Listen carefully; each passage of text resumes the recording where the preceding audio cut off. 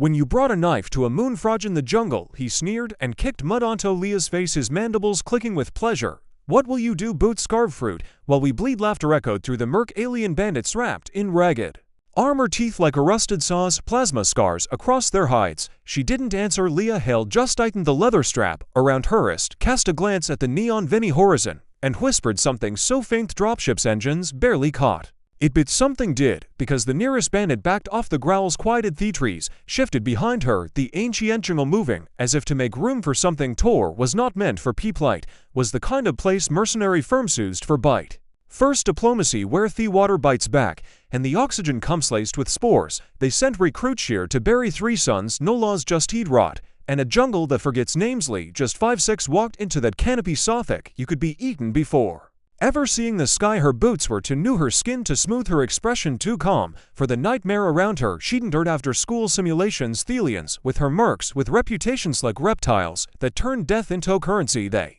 surrounded her in full armor. She carried a standard issue rifle, a whistle on her belt, and let her corded belt hang loose, not menacing, just present. The biggest of them, a forgotten Vrug war archive, was already testing her. Didn't believe in orders only.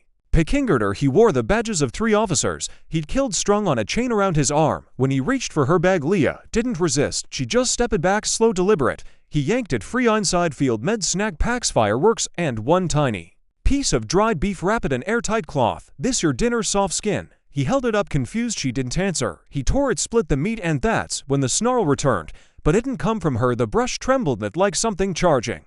Boots, something gearing. The jungle went still. Even Thelian bandits froze, turning their ice behind Leah. All but hers. She'd already seen it, a figure in the fog, taller, thambone armor, moss draped shoulders, cloth size of femurs, its jaw split sideways, layered fangs shining like obsidian. It sat behind Leah, breathed like a furnace. Someone dropped their weapon. Don't step behind me, she said. No. Someone whispered. The predator made a noise, half chuff, half snarl. Lee reached into her bag, grabbed the last piece of jerky, and tossed it over her shoulder. The beast caught it mid-air. Crunch. Silence. Rifles half raised, feet frozen. They didn't know whether to run or pray. The predator looked at each of them, then vanished into the mist assailant as it came, leaving only a 2 trillion wide 6 in deep paw print behind. Leah picked up her bag. No one laughed, no one asked questions. The jungle rustled above a distant howls, but nothing dared come close. They were supposed to retrieve power cores from a downed freighter, just a salvage run, or so they were told, but when they saw the freighter smashed over a ridge of bone spires, they knew this was a death run. The moss here tripped people, insects buzzed with blades-eyed wings. Leah, she never wavered. She moved like she already knew the path. Harrowbows, not hands, brushed the leaves. She never sniffed the air, because she didn't need to. The bandits noticed. She did it boast. And in this place, not boasting meant you weren't prey. By the time they stood among root fan trees, the jeering had stopped. Vrog hadn't spoken since the paw print. Nobody touched her gear, but Hestered at the whistle on her belt, and then a scream tore through the canopy, metal being ripped in half. They found Vrog sent. Leah whispered with a small grin. What does that mean? Someone asked it. Means, she replied, you shouldn't have it or in the meat. The jungle moved again, not in warning, but in judgment. They marched slower now. Nobody took point ahead of Leah, not by command, not by vote, but because the jungle had chosen. When the ground sloped, Vrog veered off. Didn't Saja or just grunted something about getting there faster. Leah didn't stove him. The jungle did. In our past event, the insects went silent when they found Frog's trail. His bootprints ended. One pried, one dragged his rifle, impaled on a branch 10 feet up. His arm still twitched beneath it. That was all below, nestled in steaming moss, was his helmet. Beside it, other half of the jerky, not eaten, returned like a message, not yours, Lecknelt. Beside it, pulled a new strip from her pouch and placed it gently at Theed. She eats what I give her, Lee said calmly, not what she finds.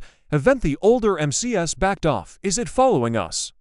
Someone dared ask. La didn't even blink. No, she said, we're following her.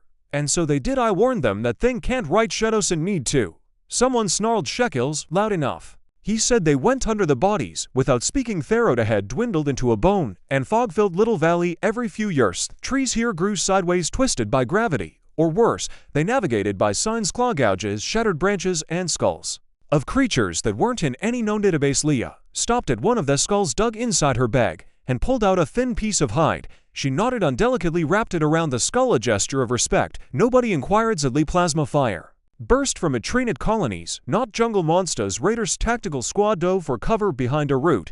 As the commander yelled instructions, heat bullets tore through bark and armor. The bandits resumed fire. Ridge had already injured them, but they were Cornered, a tree exploded above the moss, someone shouted, and in the chaos Levenish, no words, no explanation, just like in the past, when she had been Ashadow in the forest. Then came the sound, a long high-pitched whistle borne by Thuand, one of the bewildered raider spas laughed.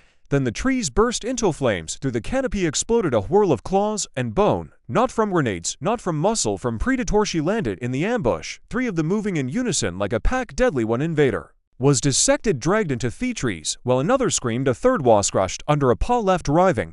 When the dust cleared, the rest ran, they dropped weapons, and Pride Leah returned unarmed, unharmed, strolling beside the largest Predator, its jaw still moist with blood. She peered unfazed, certain the beast halted next to a fallen raider. Sniffed, the body turned to face Leah. She nodded. Bro gently lowered his firearm, his mouth append, but no words came out. He observed the Predator standing patiently next to her. She's not the only one who remembers, Lee said. No one mocked her, because ahead the disaster site loomed. They weren't just surviving the jungle anymore, they were following its queen. The wreckage was fused into a shallow canyon, twisted, blackened, and hissing smoke no longer rose, but something pulsed inside, not mechanical, biologic. The team approached, rifles up, A's darting. Even the bravest paused. Hive resin coated the walls, moist, alive like the crash had triggered not just an alarm, but an invitation. The oldest carnivores had arrived. Leah stepped forward, no hesitation. She examined the symbols etched into the dirt. The bee-rock gave a loud, strange whistle. She stepped over a mound, no, not earth, a husk. The jungle held its breath. The freighter's door shad been forced open, steel carved by kite claws like butter inside. Silence, no language, no attack, just clicking. It was waiting. Leah walked first. No weapon should touch the walls. Sensing change, the predator no longer followed, but its absence loomed a few meters in. They found the first nest, a dome of resin, 3 egg synthetic fibers. Organic. Brack leaned in too close. One egg pulsed, cracked, a barbed leg emerged. Shu whispered back, grabbed his shoulder. Theg retracted, a trap that missed its skew. Leah dropped a strip of pork beside it. One of her last turned away. Cora muttered, she's more insect than human. The corridor widened into the frayfold. The power cores huge were Fusadinto, the hive wall. The commander scanned them. Dangerous, time consuming. They're watching, he said. We don't have time for caution. Get the cores, get out. Theo, let us go. Leah said, calm, if ego first. The team stared. No one. Argedsha stepped carefully, tested the hive's patience. The clicking grew louder, then stopped. Silence deepened. She knelt at first. Core tapped the resin. Split released a hiss. She looked up, met unseen eyes, nodded. A large figure stepped back, accepted her. The commander gave the signal. The team moved in. Leah stood guard inside the hive, muttering words not English, not alien, something older, a language of rhythm, of mourning. Suddenly a voice cracked. It was Beck. They're just letting us go. The